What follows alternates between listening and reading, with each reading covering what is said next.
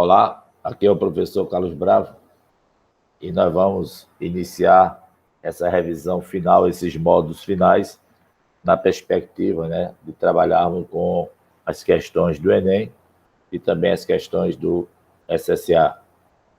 E quando a gente fala o nosso primeiro módulo, vai ser a gente trabalhar justamente com os conceitos de bioquímica. E esse módulo que eu separei aqui, que é o módulo 1, é justamente para você ter acesso a todas essas informações, perfeito? Então, toda vez que a gente falar de bioquímica, a gente vai levar em consideração que todo o metabolismo, tá certo, que você tem na célula, o que a gente chama de metabolismo aqui, nada mais é do que o conjunto de reações químicas que você tem dentro do organismo. É o conjunto de reações químicas que você tem dentro do organismo. E esse conjunto de reações químicas, ele é dividido em duas fases importantes. Você tem o conceito de anabolismo e tem o conceito de catabolismo.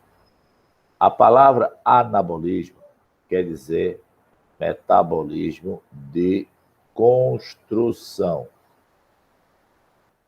Lembre-se, a palavra construção quer dizer síntese. E o catabolismo é o mecanismo de degradação. Degradação no sentido de quebra. Então, se eu fosse trabalhar com o anabolismo, Carlos Bravo, quais são os processos que a gente pode falar dentro de anabolismo? Eu ia citar dois processos. Eu ia citar o mecanismo de fotossíntese, olha aqui a palavra.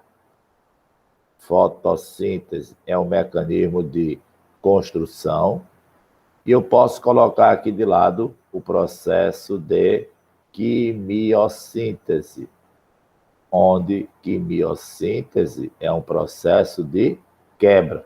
Quebra no sentido de produção, no sentido de que de elaboração. Perfeito? Já do lado de cá, onde tem degradação, é onde eu vou quebrar. Eu vou quebrar o quê? Então, eu vou ter o mecanismo da respiração, a respiração celular. Essa respiração celular e o outro mecanismo aqui seria de fermentação. Fermentação. Nesses dois processos aqui, eu vou ter a quebra da glicose. Então, essa quebra da glicose é justamente um processo que eu vou liberar a energia guardada dentro dela. Então, eu vou ter um processo de quê? De degradação, ok? E se eu fizer também síntese proteica, é um caso de anabolismo, tá certo? Então, isso, qualquer biossíntese é um caso de anabolismo. Dentro do ser humano, você vai ter mais ou menos uma ideia da quantidade dos componentes químicos que a gente tem nas células. Isso pode variar um pouco, dependendo da pesquisa que foi feita, mas, no geral, a gente vai ter grande parte do nosso corpo, grande parte, ele é preenchido por água.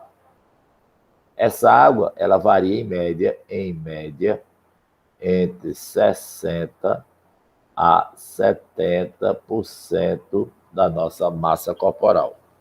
O recém-nascido vai ter mais, o idoso vai ter menos. Então, sempre essa média. Lembre-se que a água, ela faz parte dos componentes inorgânicos. Então, a água é o principal componente inorgânico. O principal componente inorgânico que a gente tem nas células, ele basicamente é formado por água. O outro componente inorgânico, olha aqui, são os sais minerais. Tirando água, que está em maior quantidade, você vê aqui em cima, depois eu tenho proteínas, certo? Proteínas, em média, com 15% da quantidade. Lembre-se que proteínas são substâncias estruturais. Perfeito? Depois eu tenho os ácidos nucleicos aqui, Ácido nucleico em torno de 7%, é onde eu vou ter o estudo do DNA e o estudo do RNA. Lembre-se, os ácidos nucleicos estão ligados aos mecanismos da hereditariedade e mecanismo da síntese de proteínas, certo? Carboidrato aqui é a nossa principal fonte, de energia. Lembre-se que carboidratos, de uma maneira mais simples, eles são chamados de glicídios, ok? Depois você vai ter a presença dos lipídios. Lipídios é o que a gente chama de gorduras, são as gorduras. Gordura, basicamente, também é uma fonte de reserva de energia.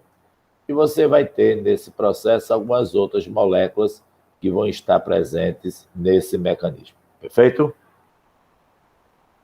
Outra coisa, quando a gente fala da água, a gente sabe que a água, né, é o nosso principal componente que a gente tem nas nossas células. E esta água, que é o principal componente, ela apresenta algumas características. Essas características, tá certo? São necessárias para que a gente entenda o funcionamento da molécula de água como um todo. Perfeito?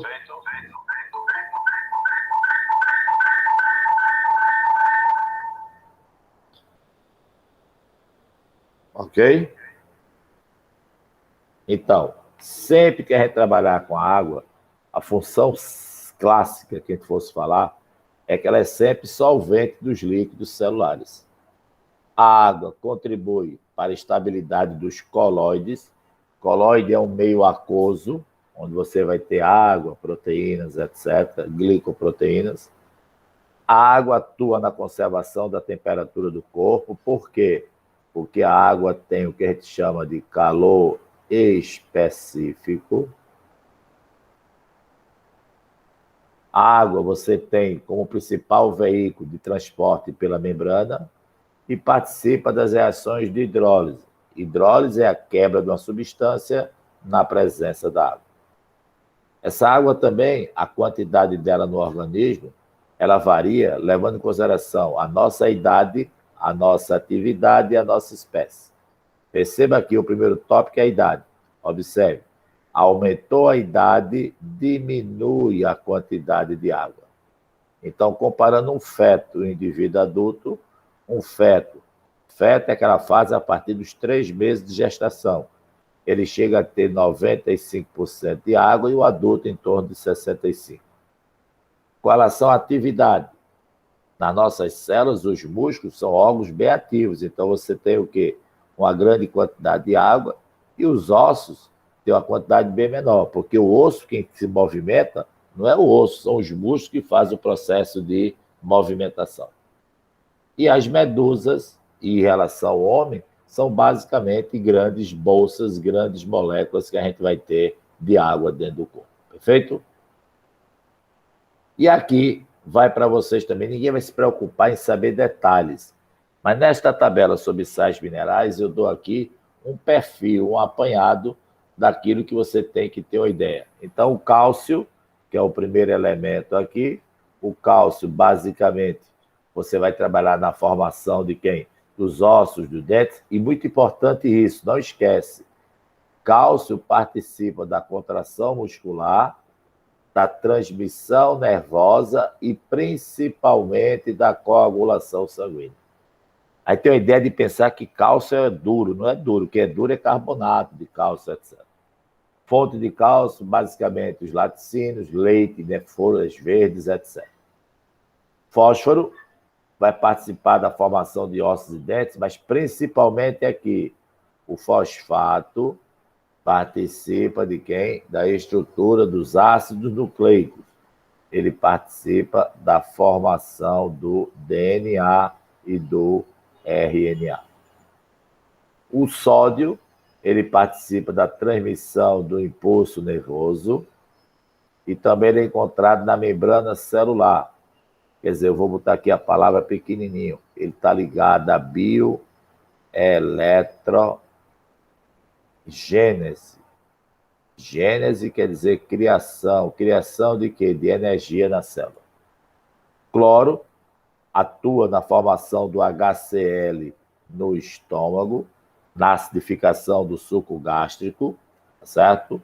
Potássio também participa de todo o processo da bioeletrogênese. Lembre-se que as nossas membranas, elas têm carga elétrica. Essa carga elétrica, ela é distribuída justamente pelo sódio e pelo potássio. Magnésio participa da estrutura da clorofila. Logo, o magnésio participa de quem? Da fotossíntese e também no funcionamento de nervos e músculos. Ferro está ligado à hemoglobina, tá certo? Ajuda, vai levar oxigênio para a célula. E aqui eu vou fazer logo uma observação. A falta do ferro provoca anemia. Anemia.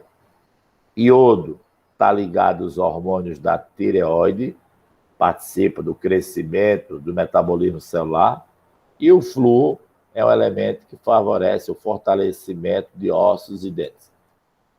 Onde eles são encontrados é muito mais uma leitura, mas se preocupe não. Olha, feijão, arroz, cereais, folhas verdes, ovo. Ovo é um dos alimentos mais completos que a gente tem, tá certo? Então, quem tem acesso a esses alimentos, naturalmente você tem essa reposição dos sais minerais, ok? Vamos para a nossa primeira pergunta. Está muito em moda hoje em dia pessoas que fazem dieta puramente vegetariana, né? Pessoas que se auto-intitulam, né? Veganos, vegetarianos. Vegano ainda é aquele caso mais sério, que você não tem presença no seu metabolismo de nenhum produto de origem animal, certo? Mas aqui você vê nesse mecanismo que as pessoas que são vegetarianas, tá certo? Isso aqui é muito controverso, viu? Tem pessoas que defendem tudo, mas do ponto de vista biológico, está aqui. Um dos riscos de uma dieta exclusivamente vegetariana é a ocorrência de anemia. Também as pessoas que são vegetarianas restritas passam a ter dificuldade no metabolismo da vitamina B12, tá certo? Aí vem a pergunta. Assinale a alternativa que apresenta a relação correta entre esse tipo de dieta e a anemia. Olha aí. Letra A. O excesso de fibras vegetais provoca uma intoxicação alimentar. Falso. A fibra alimentar, ela vai ajudar justamente a quê? Vai ajudar na eliminação de quê? Do bolo fecal. A fibra, ela retém líquido e cria feito um esqueleto nas fezes, facilitando a sua liberação. Tá certo? Outra pergunta. A falta de carne provoca carência de vitamina D, acarretando anemia. Falso. A anemia não tem nada a ver, tá certo, com esse mecanismo de vitamina D. A vitamina D, tá certo, pode até atrapalhar o corpo como um todo, mas especificamente, quando eu falo aqui de vitamina D, não tem nada a ver com anemia.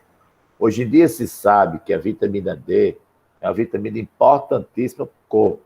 Muitas pessoas fazem reposição de vitamina D. E essa reposição de vitamina D ajuda até a prevenir doença cardiovascular. Durante a pandemia agora do Covid, a vitamina D passou a ser utilizada em larga escala, porque ela também aumenta a imunidade. Perfeito? Aí tem aqui a carne, contém grandes quantidades de ferro verdadeiro, cuja falta provoca o quê? A anemia. Então, a alternativa correta, letra C. Tá certo? Letra D. O excesso de vegetais na dieta provoca um aumento do movimento peristáltico. O movimento peristáltico é aquele do esôfago, que bota o alimento para baixo. E provoca perda de nutrientes. Falso. Não tem nada a ver o movimento com isso. A falta de aminoácidos encontrados exclusivamente nos animais. Falso, falso, falso. Os aminoácidos chamados aminoácidos naturais nós produzimos, mas os essenciais nós não produzimos. Quem produz todos os aminoácidos que necessita são os vegetais. Então, a alternativa correta, a gente marcaria a letra C. Perfeito? Olha aqui. Uma questão que usa para sua resolução aquele comecinho que a gente viu da tabela relacionada com os componentes químicos das células. Espera aí. Os seres vivos apresentam em sua composição química tanto substâncias orgânicas quanto inorgânicas. Tomando como referencial a distribuição ilustrada na figura a seguir, na prova, na questão, caiu essa figura aqui, tá certo? Para a bactéria Escherichia coli, lembre, se a gente fosse trabalhar aqui, isso aqui deveria estar grifado ou em negrito ou itálico. Primeiro nome com letra maiúscula representa o gênero, o segundo nome com letra minúscula representa o epíteto, que é o termo da espécie. A soma dos dois é que é a espécie. Assinale a alternativa que inclui as frações representativas de água, proteínas e sais minerais. Nessa figura aqui, tá certo? Nessa figura. Então, quando a gente fala quantidade de água, a água vai estar nesta posição, com 70% em média do total. Proteínas, eu teria aqui seria a quantidade de proteínas, tá certo? E os sais inorgânicos aqui em torno de 1%. Seria a quantidade de sais que você tem. Perfeito? Se a gente fosse transformar isso agora em alternativa, não, foca. Aqui você vai ter agora o resultado, tá certo? Então, a alternativa associando aqui seria água, 2 representa 15%, então seria a alternativa correta, a letra C, tá certo? Então, a letra C, a gente completaria a sequência. Aqui seria água, que seria o número 1, aqui proteínas seria o número 2, e número 6 aqui, ó, aqui em cima, número 6, a gente teria os sais minerais. Perfeito, queridos? Eu preparei daqui para frente agora um apanhado, feito um condensado daqueles termos que vocês precisam saber sobre o que são as estruturas, sobre proteínas, sobre lipídios e sobre carboidratos. Vamos prestar atenção aqui para ficar bonitinho, tá certo?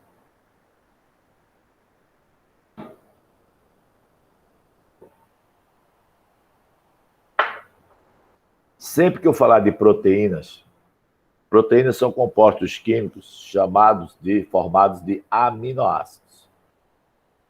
Já está dizendo, aminoácido é aquele componente que tem o grupamento amina, e esse grupamento amina, ele está ligado com o grupamento ácido. Nesse caso aqui, seria o grupamento carboxila. Perfeitamente, querido? Então, aminoácido. Amina é o NH2 e a carboxila é o grupamento C-OH. Ou você pode encontrar de COOH, que é o grupamento ácido. Todos os dois são ácidos orgânicos. Perceba que você tem um radical que é variável, porque essa parte aqui ela é constante, tá certo? Essa parte de cá ela é constante em todos os aminoácidos. E ele apresenta o radical. Hoje em dia, radical é chamado de uma cadeia lateral. Radical seria o que eu chamo de cadeia lateral. Essa cadeia lateral aqui, ela é variável. Essa cadeia lateral, ela é variável. Então, ela justamente que vai fazer que a gente classifique os diversos tipos de aminoácidos que eu tenho, tá certo, dentro do ambiente. Perfeito? Então, aqui eu tenho a glicina, que na cadeia lateral tem hidrogênio. Aqui não precisa decorar isso não, viu? Alanina, que aqui seria o CH3. Aqui tem o ácido asparto, que teria essa cadeia lateral maior. e o ácido glutâmico. Mas percebam que a parte da amina e a parte da carboxila, ela vai ser constante para qualquer um que eu tiver. Quando eu falo de proteínas, eu disse agora há pouco, proteína é uma substância basicamente estrutural, mas ela vai ter outras funções no organismo. Então, eu coloquei alguns exemplos. Então, existe a queratina. Queratina é encontrada na pele e na unha, tá certo? Nos pelos que você tem.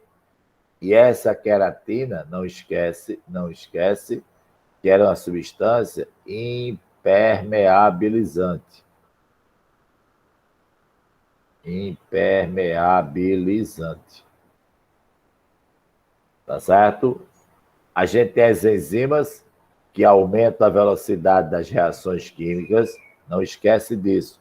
As enzimas, elas são biocatalisadores.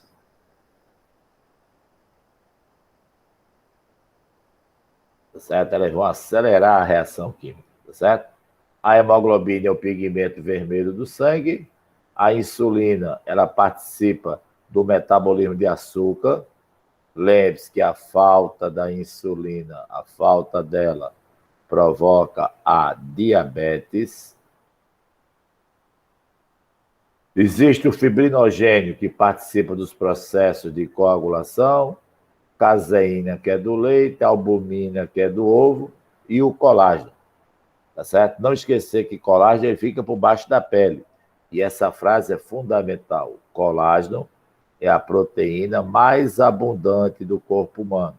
É aquilo que a gente encontra em maior quantidade. Não esquece. Os aminoácidos, ó, aqui eu tenho um aminoácido, olha lá em cima. Aqui eu tenho um aminoácido. Ele está ligado a outro aminoácido, que é para formar a cadeia da proteína. Está ligado a outro aminoácido e assim sucessivamente. Não esquece que essa ligação é chamada de ligação peptídica. Ligação peptídica é a ligação que você vai ter entre dois aminoácidos distintos. Perfeito? Aqui estão as enzimas. As enzimas, elas aceleram as reações químicas. E vamos aprender. Quando eu digo que as enzimas aceleram as reações químicas, elas provocam a diminuição, tá certo? Da energia de ativação. Toda reação química eu preciso ter uma energia para iniciar. Então, as enzimas elas vão diminuir. Perceba que quando falta enzima, olha aqui, eu vou gastar mais esforço, mais energia. Aqui embaixo a reação é mais tranquila. Percebo que no final o resultado é o mesmo. A enzima não modifica o produto da reação. Perfeito? Os carboidratos. Carboidratos são chamados de quê? De glicídios. Ou também chamados de ósis, ou também chamados de açúcares. Os carboidratos são substâncias orgânicas e a função dele, basicamente, seria função estrutural e função energética. Onde eu boto aqui função estrutural, eu poderia falar aqui da celulose, eu poderia falar da quitina, deixa eu botar aqui. Eu vou botar aqui, seria celulose, é um carboidrato estrutural, e eu poderia botar aqui a quitina. A quitina também é. Só que celulose, ela é vegetal e quitina, ela é animal. Função energética, tá certo? Função também de reserva energética. Função energética aqui, basicamente, eu vou ter a glicose. É a nossa principal fonte de energia. Uma observação aqui embaixo logo. Quando eu falar de reserva de energia,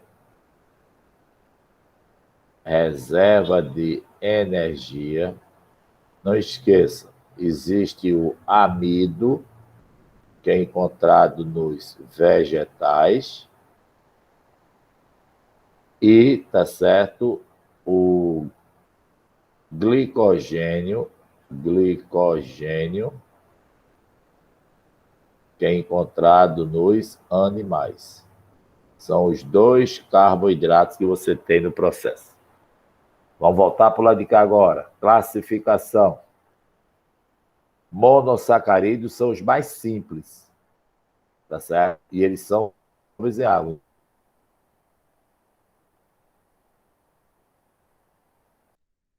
Frutose e a galactose.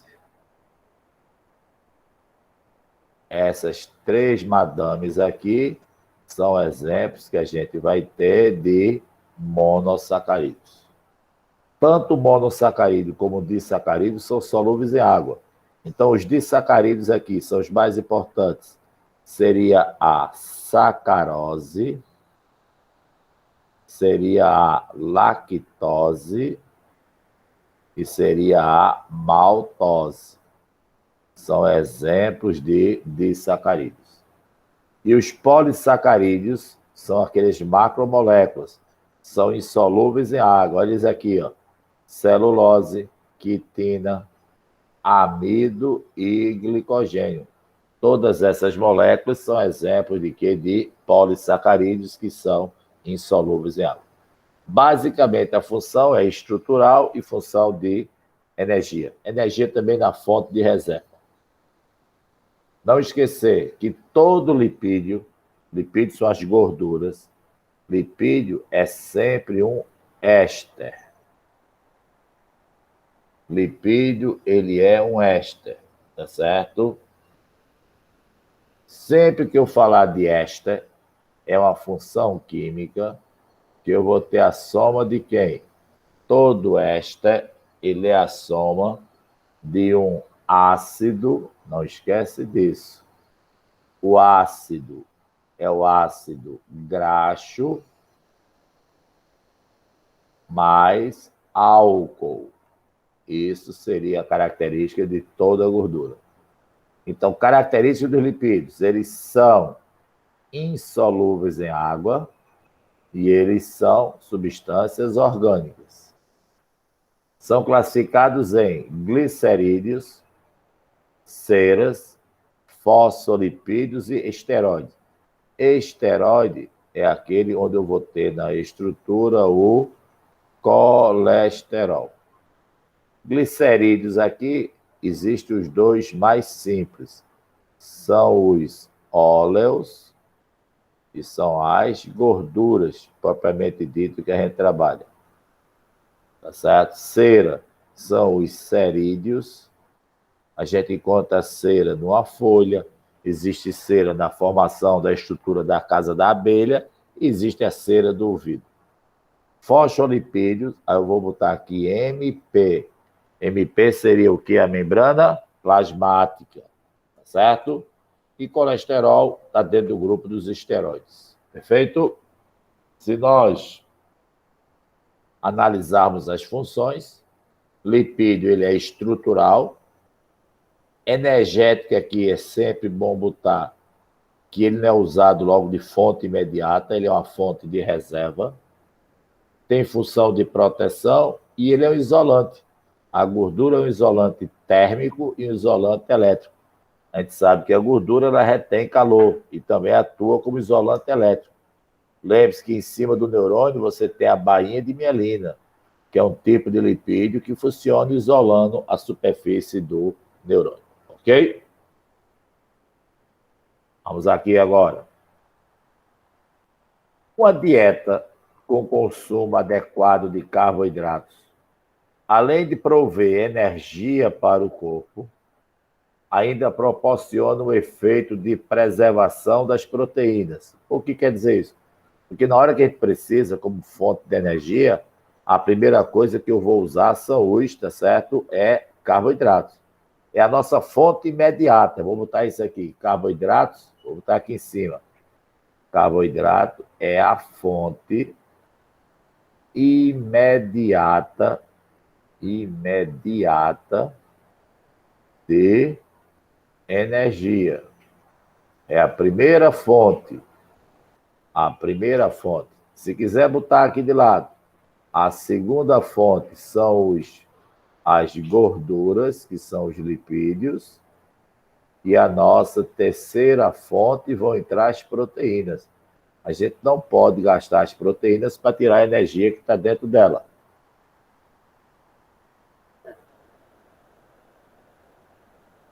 Então ele pergunta, por que os carboidratos preservam as proteínas?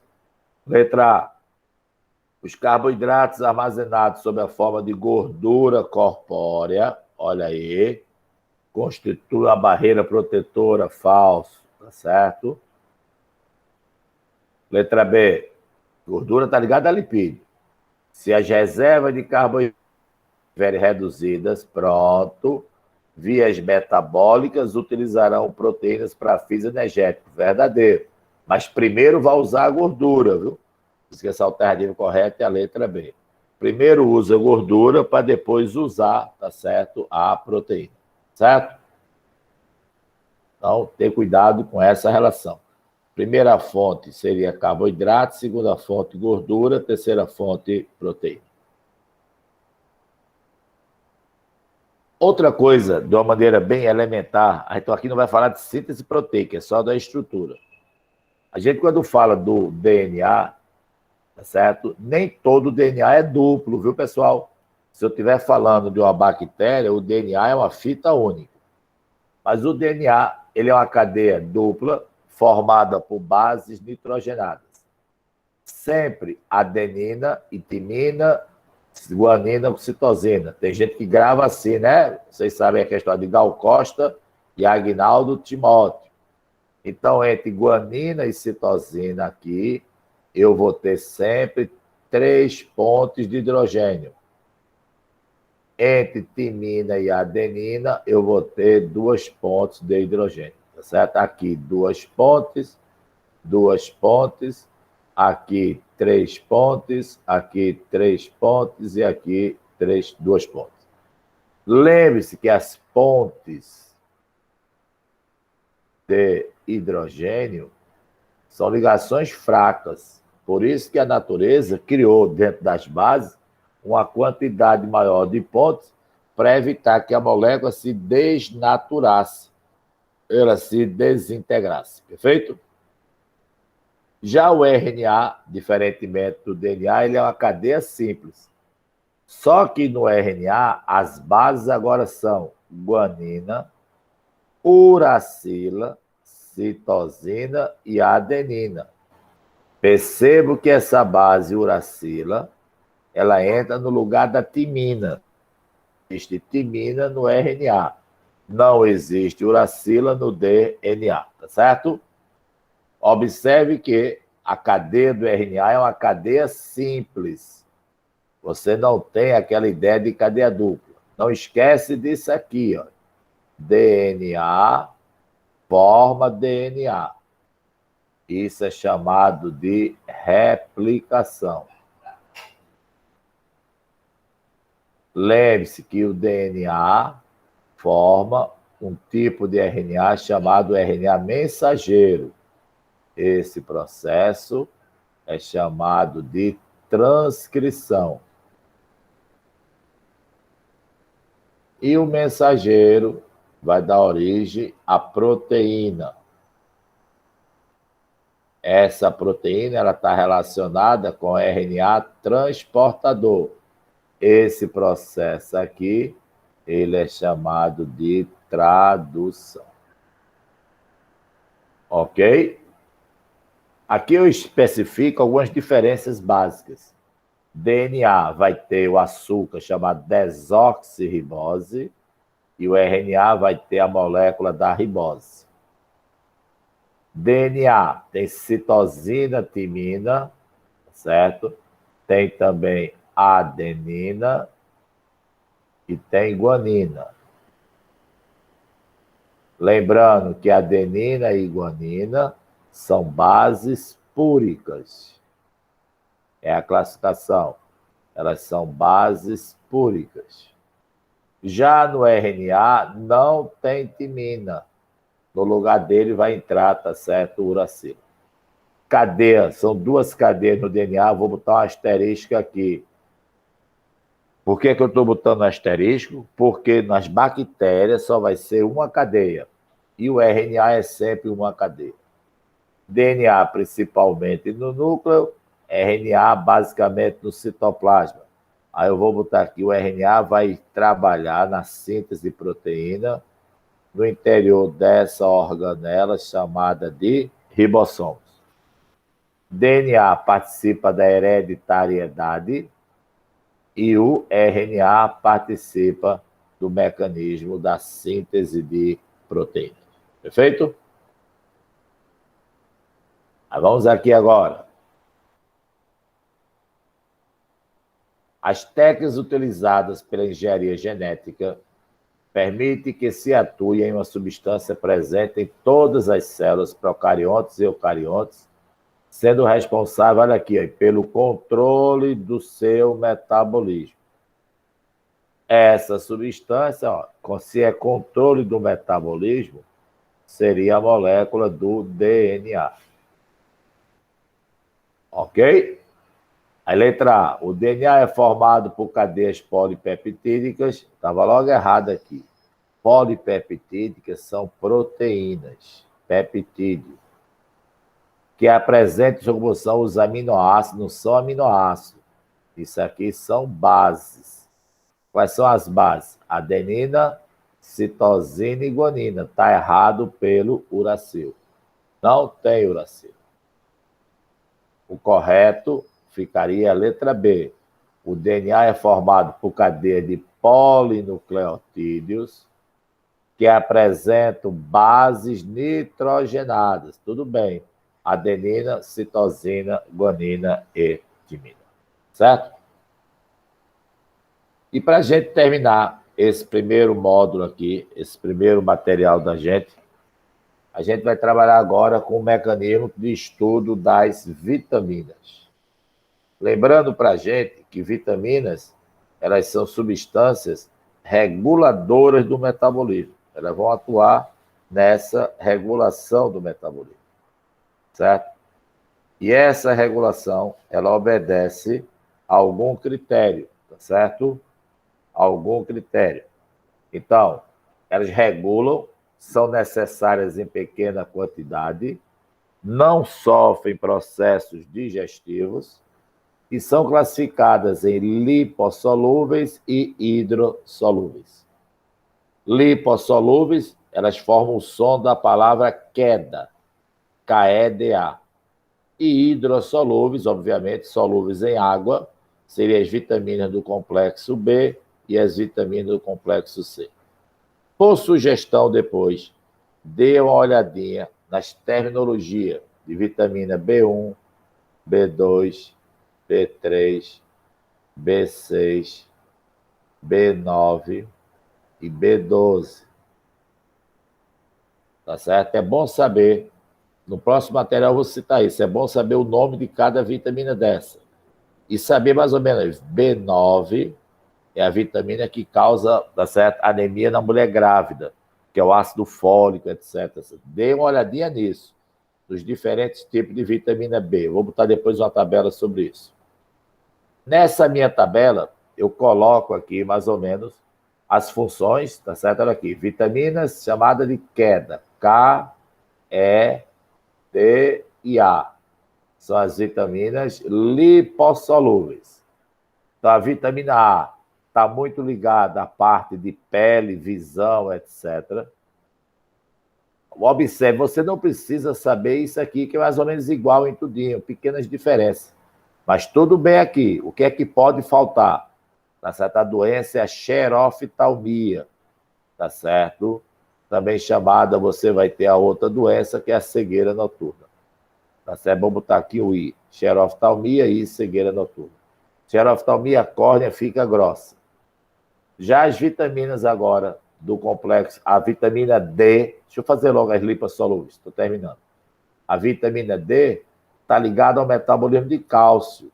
tá certo? Então, observe que a falta dela, alteração no metabolismo ósseo, doenças inflamatórias, etc.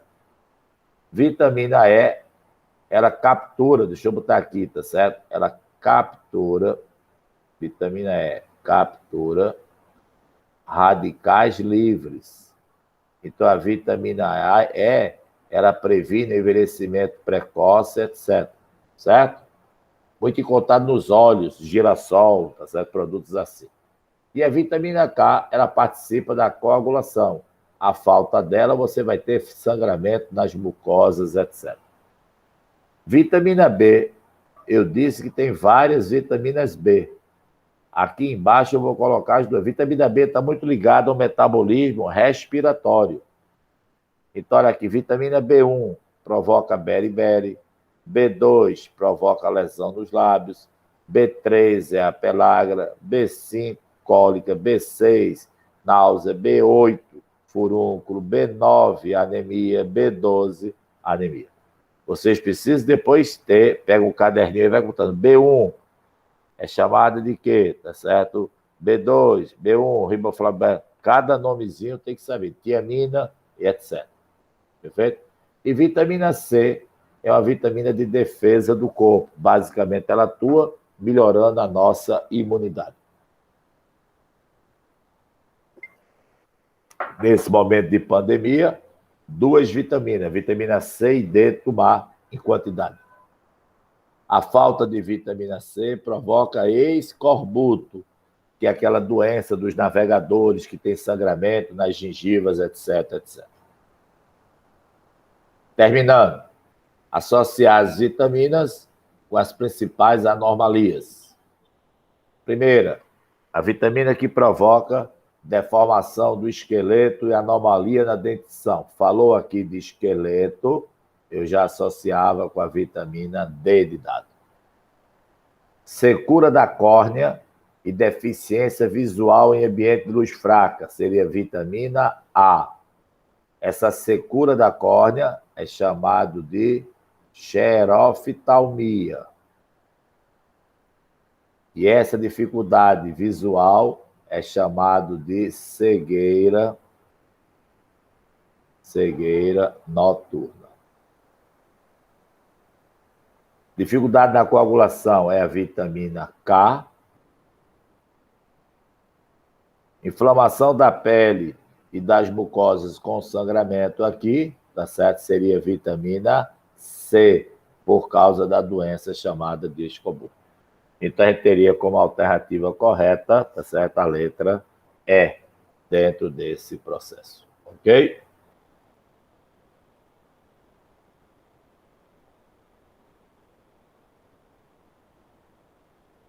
Pronto, deixa eu voltar para cá.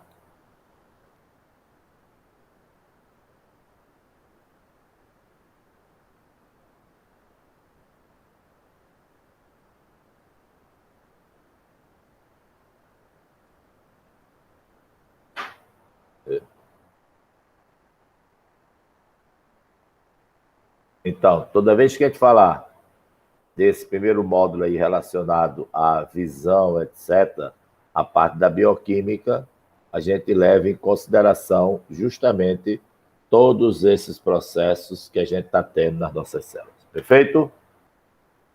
Pronto, pessoal. Muito obrigado. Depois a gente continua com o módulo 2, dentro desse mecanismo.